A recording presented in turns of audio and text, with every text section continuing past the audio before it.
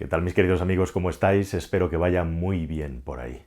Podríamos decir que la velocidad a la que circulan los automóviles es la última gran barrera que hasta la fecha los fabricantes han colocado contra las autoridades, en tanto en cuanto los automóviles han ido creciendo de potencia y también de prestaciones a la par que seguridad a lo largo de estos años. Pero desgraciadamente esto va a cambiar y va a cambiar también radicalmente y está a la vuelta de la esquina. Y en este vídeo, en el vídeo del canal de carwow.es, te voy a explicar exactamente cuál es el plan de la Unión Europea y por supuesto de la DGT española para hacer que nuestros vehículos estén cada vez más controlados y eventualmente que se abra la puerta para que nuestros vehículos de una manera automatizada puedan controlarse remotamente o al menos, si no ser controlados remotamente, sí la información que genera el vehículo y por ende también la información de la velocidad a la que circulamos. E incluso que el vehículo mismo cambie la velocidad de una manera inducida por el propio software del coche o tengamos, por contra, pues la amenaza de recibir una multa o que nuestra compañía de seguros nos expulse por ser malos conductores. Eso te puede parecer ciencia ficción, pero está a la vuelta de la esquina. Y en este caso y en este momento va a ser, como te voy a contar, con el apoyo y con la connivencia de los propios fabricantes de coches. Suscríbete al canal si no lo has hecho ya, porque estas y otras muchas cosas que están pasando y van a pasar, te vais a enterar aquí de la mejor manera posible de todo lo que ocurre en la industria del automóvil, no solamente las novedades de los automóviles, sino también cosas que hemos ido desvelando y descubriendo, como asuntos de averías y otros tantos temas que os vamos sacando y contando en el canal. Buscando coche nuevo, entra en carwow.es y mi equipo te ayudará a encontrarlo y conseguir el mejor precio. Entra en carwow.es, compara y te damos el mejor precio para tu próximo coche. Y hoy vamos a hablar de algo de lo que no se habla mucho todavía, que es el control de velocidad obligatorio que van a tener nuestros coches por norma dentro de la Unión Europea. A partir del año 2022 hay una fase de moratoria entre 2022 y 2024 y del que ahora os voy a hablar con profusión. Pero vamos a empezar, antes de hablar del sistema de control de velocidad automático, que no es lo que algunos estaréis pensando que es, que ya tienen muchos coches, es otra cosa, del asunto de la velocidad máxima de los automóviles. Siempre se ha hablado, siempre se ha dicho, con toda la razón del mundo, el razonamiento, si los coches no pueden pasar por norma de 120 en España, porque tenemos automóviles que alcanzan 180, 200, 250 o 300.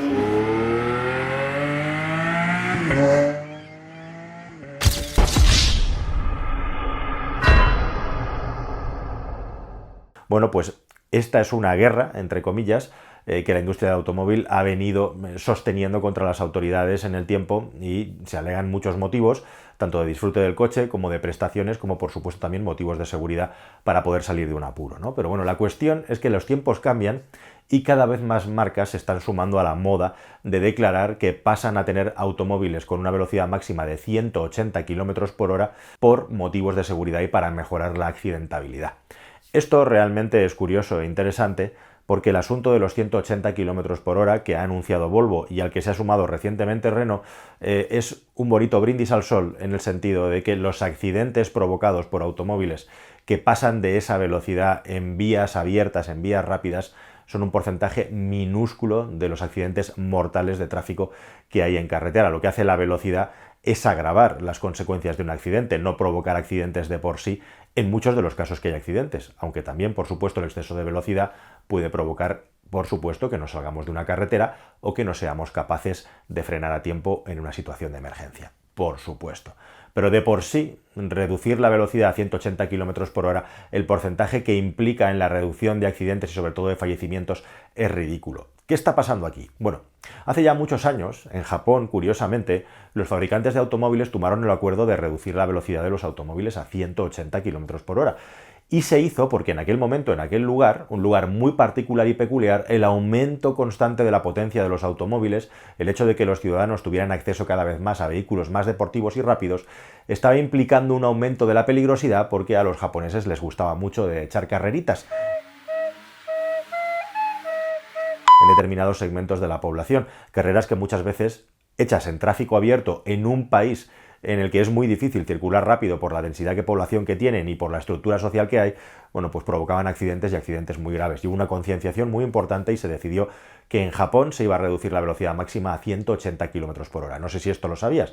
La cuestión es que pasados unos años y cambiada un poco la mentalidad y la cultura de un país tan teóricamente sujeto a las normas, pero también en el que el honor, ¿no?, y el llegar hasta el final está muy bien visto, bueno, pues se consiguió que hubiera un cambio social y se empezó a abrir un poquito el abanico para que los coches de nuevo pudieran pasar esa velocidad, aunque para nada se puede circular a esa velocidad en ninguna parte del mundo, salvo, como sabéis, en determinados lugares en Alemania, en las autobahn, en las que no hay límites de velocidad. Autobahn, por cierto, también, que quiero decir que hay zonas y lugares en los que hay límite de velocidad, es un emblema, un santo y seña de la industria alemana del automóvil, y cuando llegan los límites de velocidad todo el mundo los cumple igualmente, porque son límites de velocidad que los ciudadanos consideran que son oportunos y son adecuados para las condiciones de la vía. De la misma manera que consideran también que cuando se puede correr, se corre. Es una sociedad madura en la que la gente cumple con las normas, y cuando no las hay, pues se corre, y cuando las hay, no se corre. Bueno, la cuestión es que esto de los 180 km por hora que Volvo y luego Renault han sacado como una grandísima innovación, hay muchos fabricantes japoneses de automóviles que lo tienen todavía y lo siguen manteniendo en una parte de la gama de sus coches. La más notoria y subrayable es Toyota. La gama híbrida de Toyota, en la mayor parte de los casos, sus coches alcanzan 180 km por hora, como velocidad máxima, digo. Y esto de Toyota me sirve para explicar que detrás de esta medida de cara al público, que es una operación puramente de marketing, lo que hay también son intereses propios comerciales de las marcas. Es decir, a una marca de coches le viene muy bien y queda muy bien decir: voy a reducir la velocidad de mis coches a 180 para garantizar y mejorar la seguridad en la carretera. Eso es lo que se dice de cara a la opinión pública. ¿Cuál es la realidad? La realidad es que los coches electrificados y con los motores cada vez más precarios tienen más dificultad para pasar de 180 km por hora. Los híbridos de Toyota básicamente llegan a 180 porque con esos motores Atkinson y con el rendimiento que tienen les cuesta pasar de ahí en determinadas cilindradas y potencias. Y a los automóviles eléctricos, ¿qué decir? Hay muchísimos coches eléctricos hoy en día que tienen puntas de entre 140 a 160 km por hora. Algunos llegan a 180 y unos pocos solamente, con grandes motores o con dos motores eléctricos, pasan de los 190 a 200 km por hora. Y esto es porque un motor eléctrico, pues a esas velocidades, cuando llevas un solo motor y llevas un coche sin caja de cambios, pasar de ahí ya empieza a ser complicado, y además empiezas también a reducir la vida útil de los componentes del vehículo. Además, en los automóviles eléctricos, hacer velocidades por encima de 160, hacer velocidades por encima de 120, el consumo energético, que es una cuestión puramente termodinámica, el consumo aumenta al cuadrado de la velocidad, pues llega un punto en el que ese crecimiento ya empieza a ser muy importante y ese muro de velocidad está aproximadamente entre los 100 y los 120 km por hora. Entonces, en la mayoría de coches eléctricos, además de ser técnicamente inadecuado, es que el consumo es tan alto que es absurdo que un coche pueda pasar de 160. Cuando ya a 140 un coche eléctrico empieza a tener muchas dificultades para tener unas autonomías que sean mínimamente sostenibles si tienes que hacer un viaje largo. Así que, queridos amigos, detrás de esta operación de publicidad y relaciones públicas, que es la reducción de la velocidad máxima de los coches a 180, hay también una reducción de costes y hay también una cuestión puramente técnica en la que los motores eléctricos de los automóviles, las cajas de cambio, etcétera, tienen que estar dimensionadas de un modo en el que, si tuvieran que tener una velocidad máxima superior, harían que el coche fuera más costoso. Así que sí, se están ahorrando dinero, pero como es en pos de la seguridad y de la ecología, pues están súper contentos, se matan dos pájaros de un tiro. Quedamos muy bien en lo que se refiere a la bandera de la seguridad y, por otro lado, quedamos estupendamente también internamente con nuestra cuenta de resultados. Bueno, este es el asunto de los límites de la velocidad, pero luego está el limitador de velocidad que nos van a implementar en los coches. Esto no es una teoría ni es un rumor, esto es ya papel oficial, papel legal dentro de la Unión Europea, y va a estar en vigor a partir de 2022. Hay una moratoria de 2 años, como pasa en muchas tecnologías que tienen los coches. Hace no mucho pasó lo mismo con el eCall, con la llamada de emergencia, que ya tienen todos nuestros automóviles, y lo que viene, 2022-2024, es una nueva entrada de dispositivos de seguridad activa en los coches muy importantes, que van a cambiar radicalmente la cantidad de dispositivos que vamos a tener a nuestro servicio, dispositivos que ya conocemos de sobra: sistemas de asistencia a la salida de carril, sistemas de monitorización de la cara del conductor por si nos estamos durmiendo o no estamos prestando atención, sistemas de frenada de emergencia automática, incluso el alcoholímetro, o al menos el software para poder colocar un alcoholímetro automático en el automóvil y que el coche tenga la capacidad para bloquearse. Todas esas tecnologías, a partir de 2022, todos los coches que se homologuen de 2022 en adelante las van a tener que tener obligatoriamente, y también el limitador de velocidad, en el que ahora me voy a justamente detener. Y a partir de 2024 va a ser obligatorio para todos los coches que se vendan nuevos. ¿Qué quiere decir esto? Bueno, pues significa simplemente, imagínate que un coche se ha homologado en 2020 o 2021 o en 2019 y todavía se está vendiendo en 2022, verano de 2022, cuando salga la normativa. Ese coche no está obligado a tener estos dispositivos.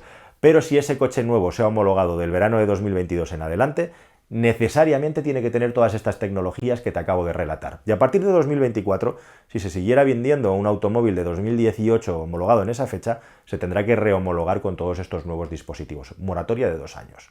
Bueno, ¿qué implica llevar un limitador de velocidad en el coche? Sí, me diréis, muchos coches ya tienen esta tecnología aparejada al sistema de asistencia automática de la conducción, el control de crucero, que es como lo comentamos, como lo conocemos normalmente. Bueno, pues en añadido a esto tenemos un sistema de limitación en el que nosotros podemos decirle al coche no pases de 80 y el coche no va a pasar de 80. Somos nosotros el que le indicamos la velocidad y es un sistema fijo que solamente reconoce una sola velocidad.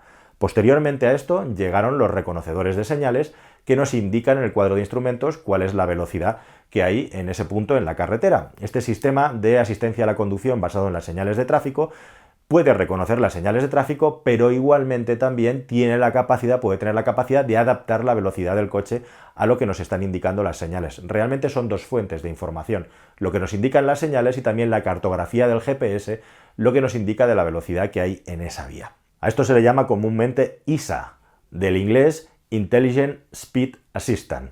Y este ISA es lo que va a ser obligatorio, como digo, a partir de 2022 en todos los coches que se homologuen en esa fecha, verano 2024, todos los que se vendan nuevo. Un dispositivo que es capaz no solamente de reconocer las señales, sino también que nuestro coche sea capaz de adaptar la velocidad a lo que están indicando las señales y también eventualmente la cartografía. Y este dispositivo puede actuar en 3 niveles distintos de actuación sobre la conducción. El primero simplemente es avisándonos, es decir, sacando una señal acústica o visual, estás circulando por una zona de 50 y que nosotros podamos verlo en una pantalla, que nos vibre un poco el volante, que oigamos un pitidito, etcétera, sin mayor intervención en la conducción, nos avisa. Un segundo nivel es que directamente el coche tenga la capacidad de limitar la velocidad o incluso evitar que nosotros sobrepasemos la velocidad haciendo fuerza, por ejemplo, con un pedal del acelerador áptico, que van a llegar próximamente, nos van a dar un toquecito, ya hay coches que lo tienen, hacia atrás para indicarnos que nos estamos pasando de velocidad. Sistemas que normalmente también con los limitadores de velocidad por una cuestión de seguridad se pueden romper la ley, la norma del sistema en ese momento simplemente haciendo un patadón hasta el fondo. Al pedal del acelerador el coche interpreta que tenemos que salir de una situación de apuro, lo más común un adelantamiento o cualquier otro motivo que nos implique tener que sobrepasar en ese momento el límite de velocidad. Y el tercer nivel ya es que esto lo haga de una manera dinámica y que el coche controle la velocidad en todo momento y nosotros nos adaptemos, vamos en la conducción simplemente a frenar y a mover el volante y sea el coche el que marca la velocidad a la que circulamos todos en un trenecito. Bueno, pues lo que quiere la Unión Europea y parece que la DGT a medio y largo plazo es justamente eso, que sea el coche el que controle nuestra velocidad. ¿Va a ser apagable este sistema? Sí, de momento se va a poder desconectar en esta primera fase 2022-2024. Se va a poder desconectar, pero este software ya va a estar embarcado en todos nuestros coches y lo que pueda ocurrir en el futuro, pues Dios dirá. Desde luego, esto abre la puerta, junto con los distintos sistemas que hacen que nuestro vehículo esté conectado con el resto del tráfico y con servidores, a que desde ya se va a tener por parte de las marcas y eventualmente también por parte del regulador, del organismo regulador del tráfico, toda la información, de hecho, de por dónde pasamos y a la velocidad a la que circulamos. Los seguros dinámicos de los que os he hablado en este canal ya lo tienen, ¿verdad? Están monitorizando nuestra conducción, incluso entran dentro de la OBD del coche para saber cómo aceleramos, cómo movemos el volante, etc. Las marcas de coches hoy en día, todas estas aplicaciones que nos venden asociadas a la venta del vehículo, están monitorizando por dónde nos movemos, a qué velocidad nos movemos, montones de datos, es decir, las marcas de automóviles, la reina, la jefa de todo esto es Tesla, tienen montones de información sobre nuestros movimientos y cómo hacemos los movimientos, dónde estamos, a qué velocidad nos movemos, cómo nos movemos y en definitiva toda esta información está ya en la nube, la tienen gratis para hacer con ella lo que les dé la gana en el futuro.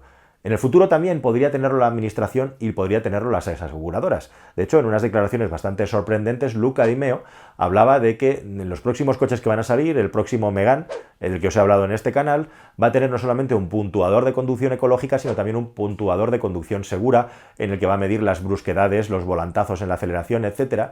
Y en el futuro el propio Di Meo ha dicho que esto podría estar vinculado a una compañía aseguradora, que sería la que valoraría nuestra conducción y por lo tanto cuál es la cuota que tenemos que pagar en función de nuestra forma de conducir. Así que parece que el futuro es un futuro de datos, es un futuro de información, en la que nosotros indirectamente vamos a perder el control de lo que estamos haciendo, o al menos vamos a poder recibir represalias por parte de las aseguradoras por parte de los fabricantes de los coches que se van a liar con ellas e incluso por parte de la administración, veremos en qué niveles en función de cómo lo hagamos y cómo conduzcamos. Esto no es ciencia ficción ni es Minority Report. Esto está aquí ya y está a la vuelta de la esquina y todavía más.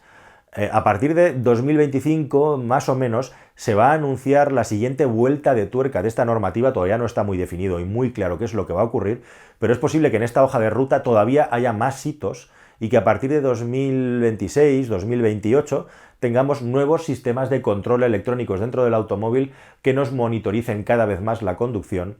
Y veremos si vamos a llegar al punto, efectivamente, en el que nuestro automóvil conectado va a estar permanentemente vigilado por servidores, ya sea de administraciones o de aseguradoras, que sean las que decidan si tenemos derecho o no a conducir en función de cómo lo hagamos. El asunto de la velocidad, que ha sido muchas veces el gran argumento de venta y el gran argumento de atracción del automóvil, está perdiéndose a marchas forzadas. Esa batalla está perdida. Las marcas de automóviles van a someternos a lo que es una normativa, una regulación que está directamente enfocada en controlar la velocidad a la que conducimos, introduciéndonos este primer dispositivo.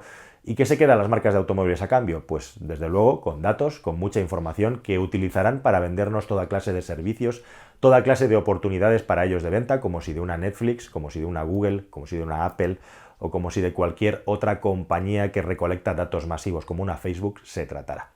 Como digo, esto no es ciencia ficción. Este es el presente, este es el sistema ISA, que como digo estará ya presente en los coches homologados posterior a 2022 y en menos de 4 años tendremos ya en todos los coches nuevos que salgan al mercado. Veremos con qué intensidades se utilizan estas tecnologías. Es cierto que las marcas de coches, hasta donde yo sé, están peleando porque al menos este dispositivo siempre sea apagable, por lo menos hasta la fecha, y que cuando arrancas el vehículo esté desconectado. Veremos a ver si EuroNCAP esto lo acepta o no de cara a darnos estrellitas y veremos cómo queda la normativa y os lo contaré en el canal cuando sea así. Así que nada más, queridos amigos, espero que esta información cuando menos os haya parecido interesante, además de probablemente inquietante. Y quién sabe si habrá que ir haciendo acopio de automóviles antiguos, por lo menos mientras nos dejen conducirlos, para poder seguir teniendo la libertad de con responsabilidad poder conducir pendientes de disfrutar del destino, de lo que queramos y no de que una pantallita y un ordenador estén en todo momento decidiendo qué es lo que tenemos que hacer. Nada más, esa es mi visión. Muchísimas gracias, queridos amigos, y hasta el próximo vídeo. Adiós. Eso no es conducir.